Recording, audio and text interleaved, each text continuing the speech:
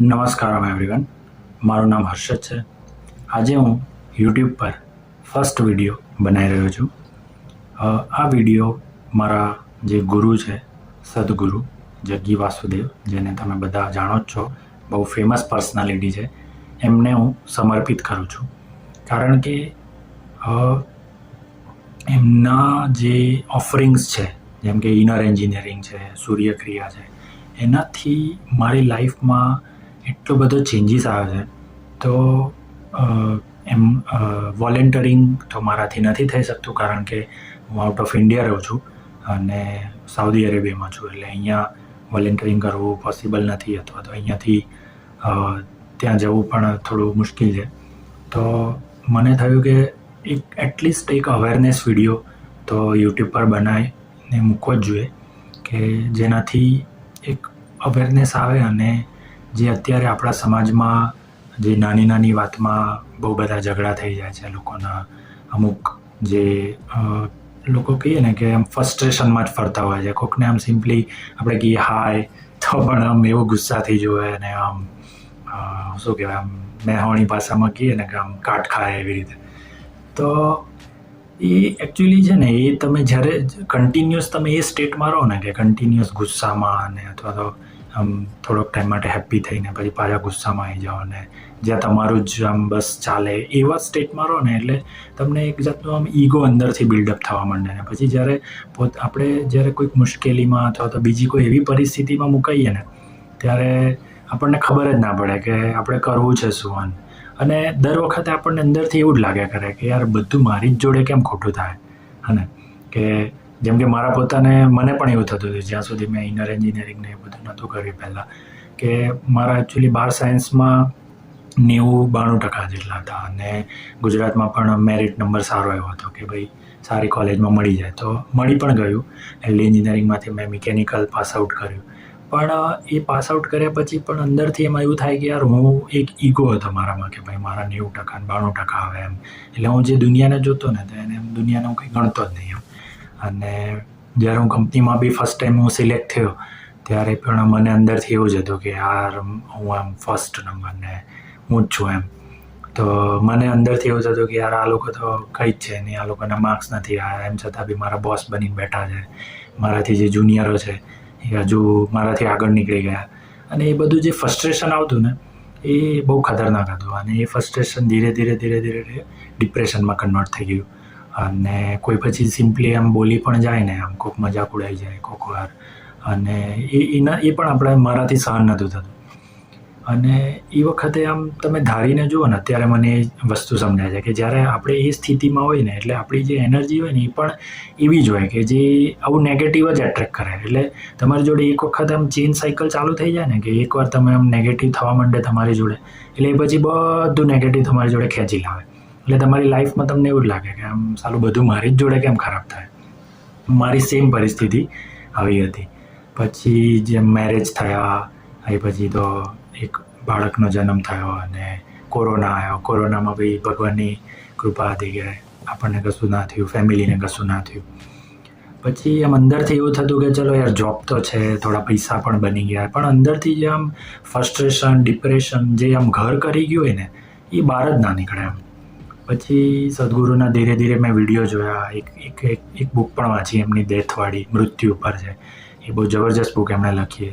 તો એનાથી થોડુંક લોજિક જે હોય ને, તો એ જ્યારે લોજિક તૂટ્યું ને, એ પછી એક સ્વીકાર આવ્યો કે ભાઈ ના, સદગુરુ કંઈક તો છે, એમના ઓફરિંગ્સમાં કંઈક તો છે જે એટલીસ્ટ ટ્રાય કરવા જેવું છે.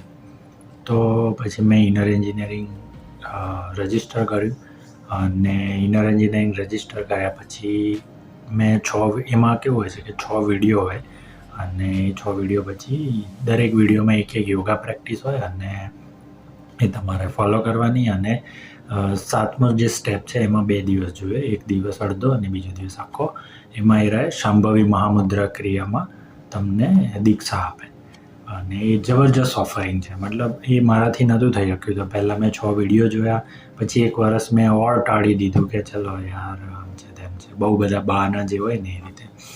પણ પછી 2023માં એક બહુ જબરજસ્ત એક્સિડન્ટ થયો મારા જોડે. એટલે મારા પોતાના ફિઝિકલી નહીં, પણ જ્યારે હું એક કંપનીમાં જે કામ કરતો હતો ત્યાં એક મારા જ અંડરમાં એક મજૂર હતો જેનું એક્સિડન્ટ થયું અને નસીબ સંજોગે હું ત્યાં હાજર જ હતો અને મેં એને બચાવી પણ લીધો, પણ એના પગમાં બહુ મોટું ફ્રેક્ચર થયું, 3 જગ્યાએ ફ્રેક્ચર થઈ ગયું, આખો પગ મશીનમાં વીંટાતા બચી ગયો.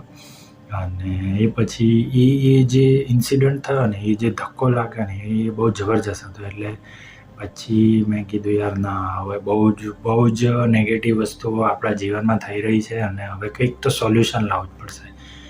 તો આમ કહીએ ને કે શાહરૂખ ખાનના પેલા ડાયલોગ પ્રમાણે કે જ્યારે તમને કંઈક ખરેખર અંદરથી જોઈએ એટલે તમને મળી જ જાય એમ. તો એક લોંગિંગ હતી, જે રિક્વાયરમેન્ટ હતી કે ભાઈ ના, હવે તો લાઈફને આપણે બહુ પોઝિટિવ જ રાખવી છે એમ.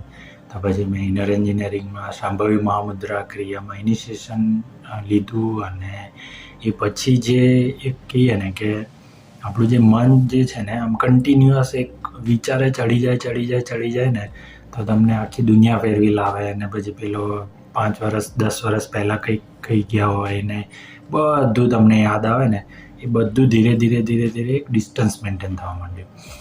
અને એક રિસેન્ટ ઇન્સિડન્ટ હું તમને કહું કે જ્યારે પહેલાં મને કોઈ બોલી જતું ને, તો જ્યાં સુધી હું એને કંઈ ના સંભળાવું ને ત્યાં સુધી મને રાતનું ખાવાનું ના ભાવે, એટલો હું લાગણીશીલ હતો. પણ રિસેન્ટ કેવું થયું કે જેમાં મહામુદ્રા ક્રિયા પ્રેક્ટિસ, યોગા પ્રેક્ટિસ જેમ હું કરતો ગયો 6 મહિના 8 મહિના, ધીરે એટલા ચેન્જીસ આવ્યા ને કે હવે કોઈ બોલી પણ જાય ને, કોઈ ગુસ્સો બી કરી જાય ને, મારા એક ડિપાર્ટમેન્ટના જે બોસ હતા, જે સિનિયર હતા, એટલે આપણે નોર્મલી કેવું ગુજરાતી પબ્લિક હોય એટલે થોડું રિસ્પેક્ટ રાખે એમ કે કંઈ બોલે નહીં એમ.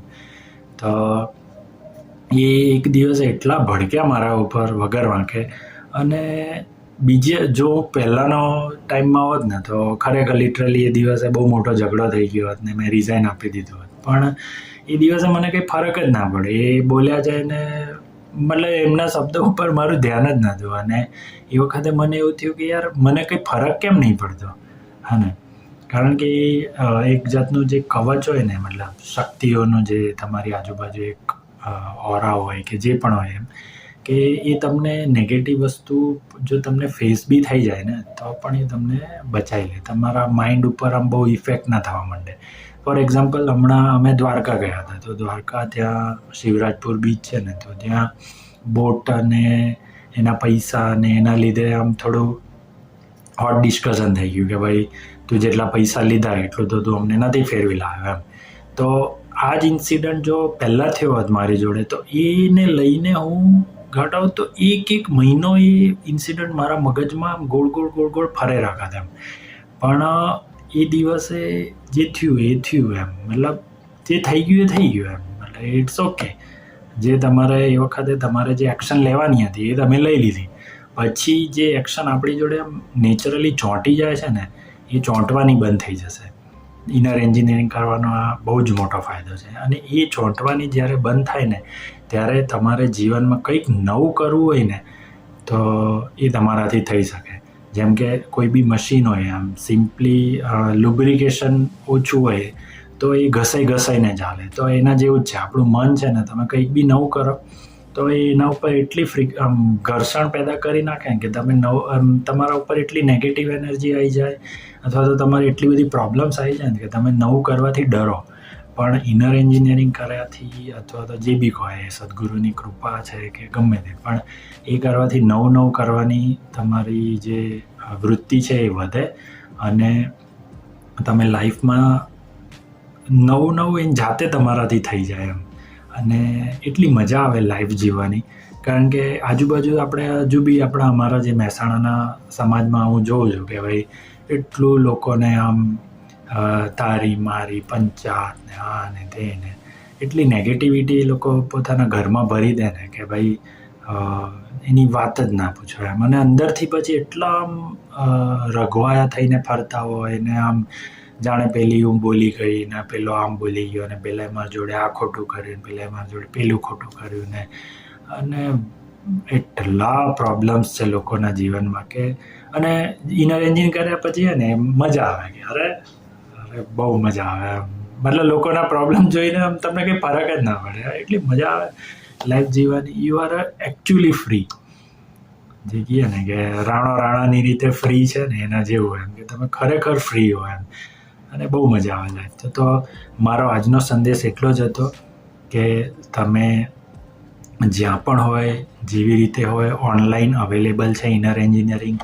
એ ખરેખર કર્યા જેવી વસ્તુ છે. એટલીસ્ટ એક ટ્રાય કર્યા જેવી વસ્તુ છે. એનાથી તમારા લોજિક તૂટે છે અને જ્યારે લોજિક તૂટે ને ત્યારે જે જબરજસ્ત એક્સેપ્ટન્સ આવે ને કે જે સ્વીકાર, આપણે ગુજરાતી ભાષામાં કહીએ ને કે ગુરુના શબ્દો લાગી જાય. એટલે એ જે શબ્દો લાગી જાય ને પછી જે તમારી લાઈફ હોય ને એ તમારી રહે જ નહીં એમ. પછી બીજા કોક જ તમારી લાઈફ ચલાવતા હોય અને એટલી ફાસ્ટ પેસમાં તમારી લાઈફ ચાલે ને કે તમને એમ લાગે કે યાર આ તો કંઈક જાદુ જ થઈ રહ્યો છે મારી જોડે એમ. તો બસ આટલું જ હતું મારે ઇનર એન્જિનિયરિંગ માટે. હજુ પણ હું અવેરનેસના વિડીયો બનાવતો જ રહીશ. કારુને પાછું કંઈક આપવું છે એટલા માટે હું ઓનલાઈન પ્રયત્ન કરીને પણ વિડીયો બનાવતો રહીશ, અવેરનેસ ફેલાવતો રહીશ. અને બધાને જય શ્રી કૃષ્ણ, જય દ્વારકાધીશ. મહારાજ સદગુરુ દેવ કી જય.